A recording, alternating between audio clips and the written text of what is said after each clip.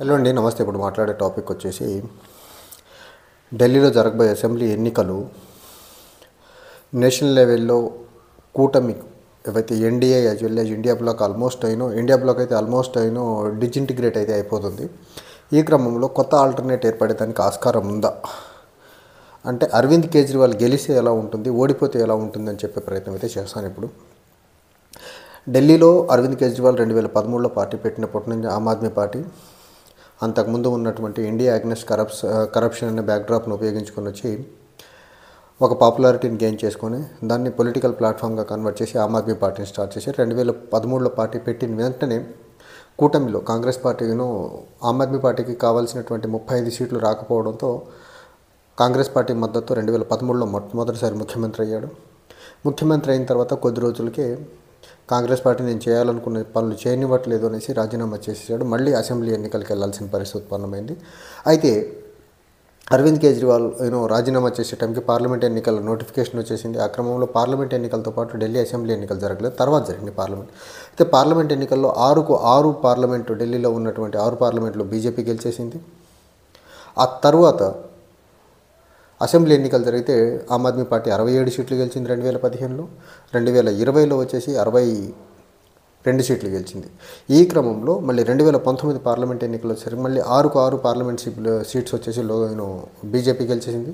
2024లో కూడా 6 సీట్లు కూడా బీజేపీ గెలిచే ప్రయత్నం గెలిచేసింది అక్కడ. సో 2014, 2019, 2024 3 పార్లమెంట్ ఎన్నికల్లో ఢిల్లీ పార్లమెంట్ లోక్సభ సీట్లు అనేసి బీజేపీ క్లీన్ స్వీప్ చేసింది. 2015, 2020లో జరిగినటువంటి అసెంబ్లీలో ఢిల్లీలో ఆమ్ ఆద్మీ పార్టీ క్లీన్ స్వీప్ చేసింది. అయితే ఈ క్రమంలో 2020లో గెలిచిన తర్వాత ఆమ్ ఆద్మీ పార్టీ చాలా చాకచక్యంగా పంజాబ్లో పావులు కదుపుకుంటూ పంజాబ్లో గెలిచింది. పంజాబ్లో గెలిచిన తర్వాత గుజరాత్లో స్థానిక పార్టీగా గుర్తింపు తెచ్చుకుంది.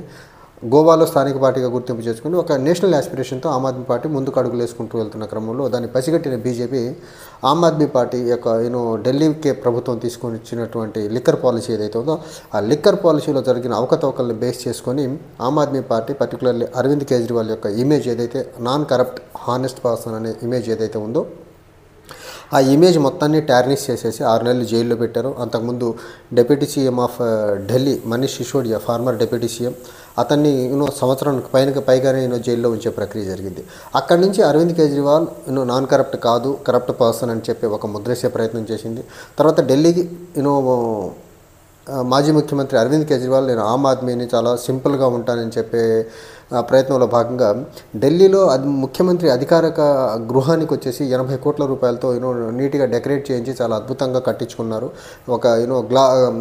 ఒక అద్దాల మేడను కట్టించుకున్నారని చెప్పే ప్రయత్నం బీజేపీ తీసుకొచ్చి ఆమ్ ఆద్మీ పార్టీ నాన్ కరప్ట్ కాదు అని ఒక బ్రాండ్ వేసే ప్రయత్నం చేస్తుంది బీజేపీ.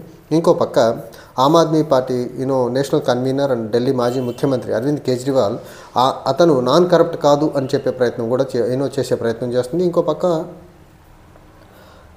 ఆమ్ ఆద్మీ కాదు అమీర్ ఆద్మీ అని చెప్పే ప్రయత్నం గాజు మేడల్లో ఉంటారని చెప్పే ప్రయత్నం చేస్తుంది. సో అరవింద్ కేజ్రీవాల్ యొక్క ఇమేజ్ మొత్తాన్ని అంతకు ముందు ఉన్నటువంటి Aam Aadmi simple man non corrupt backdrop నుంచి కరప్ట్ ఆమ్ ఆద్మీ కాదు, at the same time richest బంగ్లాలో ఉంటాడని చెప్పే ప్రయత్నం బీజేపీ నెరేటివ్స్తో ముందుకెళ్తుంది. ఈ క్రమంలో ఢిల్లీలో ఆమ్ ఆద్మీ పార్టీ గెలుపు ఆమ్ ఆద్మీ పార్టీకి చాలా చాలా ఇంపార్టెంట్. ఆమ్ ఆద్మీ పార్టీ గెలిస్తే పార్టీ సజీవంగా ఉంటుంది. ఆమ్ ఆద్మీ పార్టీ ఓడిపోతే పార్టీని బీజేపీ ముక్కలు చేసేస్తుంది. అవసరమైతే పంజాబ్లో పార్టీ ప్రభుత్వాన్ని కూల్చేయగలదు బీజేపీ. అవసరమైతే ఆమ్ ఆద్మీ పార్టీ బలంగా ఎక్కడెక్కడుందో ప్రతి దగ్గర ఆమ్ ఆద్మీ పార్టీని చీల్చేసి ఆమ్ ఆద్మీ పార్టీ యొక్క మనుగడ లేకుండా బీజేపీ చేసేదానికైతే ఆస్కారాలు చాలా క్లియర్గా కనిపిస్తున్నాయి ఆమ్ ఆద్మీ ఓడిపోతే. In case Aam Aadmi party గెలిస్తే పరిస్థితులు ఏంటి? ఇప్పటికే ఇండియా కూటమి నుంచి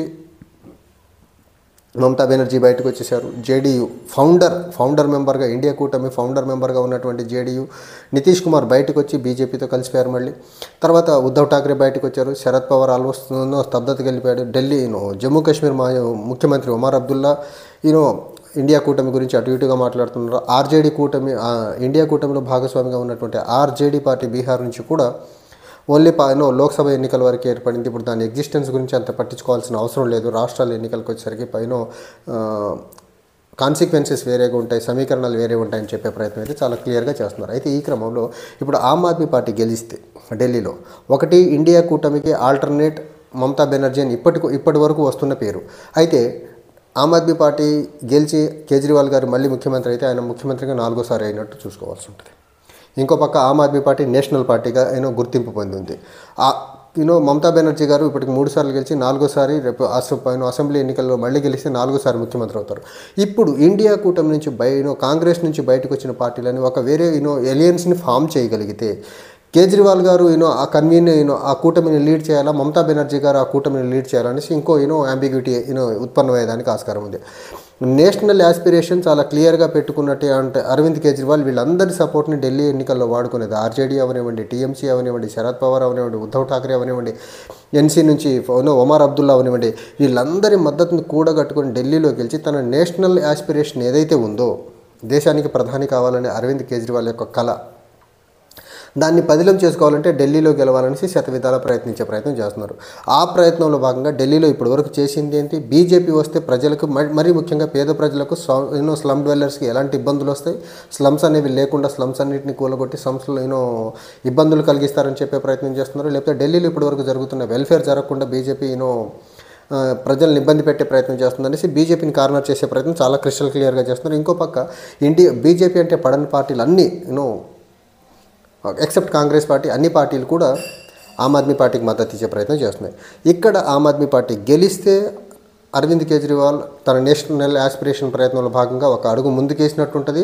మమతా బెనర్జీకి కాంపిటీటర్గా కూడా ఎమర్జ్ అయ్యేదానికి ఆస్కారం ఉంది. ఇన్ కేస్ ఓడిపోతే మాత్రం పార్టీ ఖచ్చితంగా విచ్ఛిన్నం బీజేపీ ఎట్టి పరిస్థితుల్లో చేసేదానికి ఆస్కారం ఉంది. తర్వాత ఇంకొక ఆస్పెక్ట్ ఇక్కడ మనం చూడాల్సింది, కాంగ్రెస్ పార్టీ ఇక్కడ ఎలాంటి రోల్ ప్లే చేయబోతుంది. Congress party by hook are క్రుక్ ఎట్టి పరిస్థితుల్లో ఆమ్ ఆద్మీ గెలుపుని అంత ఈజీగా కోరుకునే పరిస్థితి లేదు. ఎందుకంటే ఇండియా కూటమిలో ఈరోజు లుకలుకలు ఏర్పడేదానికి ప్రధాన కారణం ఒక పక్క అరవింద్ కేజ్రీవాల్ గారు అయితే ఇంకో పక్క నుంచి మమతా బెనర్జీ గారు. వీళ్ళిద్దరి మధ్య ఉన్న సఖ్యత, వీళ్ళిద్దరిలో ఎవరో ఒకరు నేషనల్ లెవెల్లో ఎమర్జ్ పడుతున్న తాపత్రయం ఏదైతే ఉందో అది ఖచ్చితంగా సెంటర్లో ఉన్నటువంటి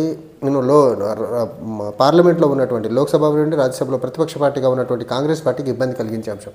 సో కాంగ్రెస్ పార్టీ సాధ్యమైనంత వరకు తన ఓట్ పర్సంటేజ్ని పెంచుకొని ఆమ్ ఆద్మీ పార్టీని దెబ్బ కొట్టే ప్రయత్నాల్లో కాంగ్రెస్ పార్టీ తన ఎత్తుగడేసుకుంటూ ముందుకెళ్లే ప్రయత్నం చేస్తుంది. అయితే ఈ క్రమంలో బీజేపీ కాంగ్రెస్ పార్టీకి ఎంత ఓట్ పర్సంటేజ్ పెరిగితే బీజేపీకి అంత ప్లస్ అయ్యేదానికి ఆస్కారం ఉంది. ఎందుకంటే కాంగ్రెస్ పార్టీకి ఓటు పెరిగిందంటే కాంగ్రెస్ పార్టీకి అనాదికాలంగా ఉన్న ఓట్ బ్యాంక్ మొత్తం ఆమ్ ఆద్మీ పార్టీకి వెళ్ళింది.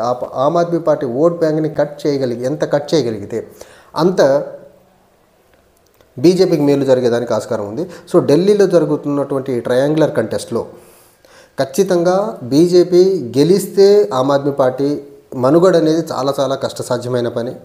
In case Aam Aadmi party గెలిస్తే ఇండియా కూటమిలో ఆల్రెడీ ఫ్రాక్షన్స్ ఏర్పడిపోయినాయి. ఇంకో పక్క మమతా బెనర్జీకి ఇంకొక ఆల్టర్నేట్ ఫేస్గా ఖచ్చితంగా అరవింద్ కేజ్రీవాల్ ఎమర్జ్ అయ్యేదానికైతే ఆస్కారం ఉంది.